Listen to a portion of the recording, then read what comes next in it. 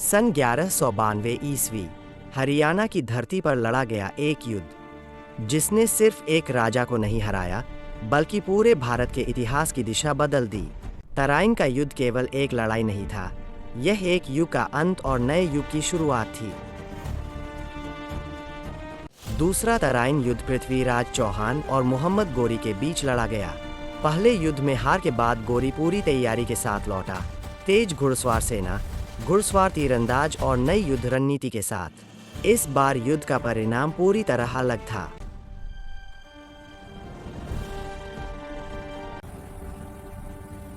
इस युद्ध में पृथ्वीराज चौहान की हार हुई, उन्हें बंदी बना लिया गया और बाद में उनकी मृत्यु हो गई।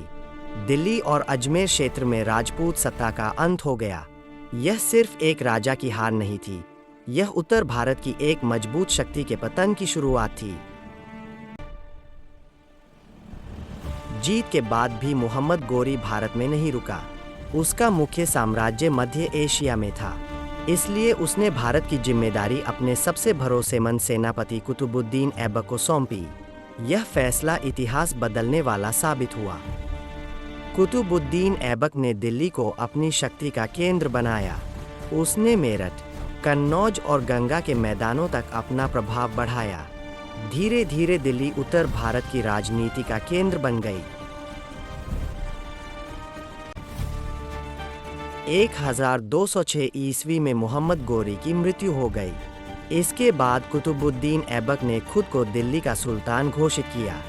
यहीं से दिल्ली सल्तनत और गुलाम वंश की शुरुआत हुई।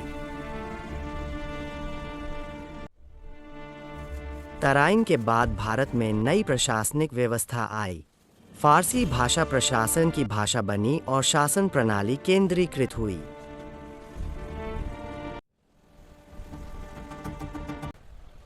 राजनीति के साथ साथ संस्कृति भी बदली। कुतुब मीनार जैसे स्थापत्य कार्य शुरू हुए। भारतीय और फारसी संस्कृति का मेल हुआ।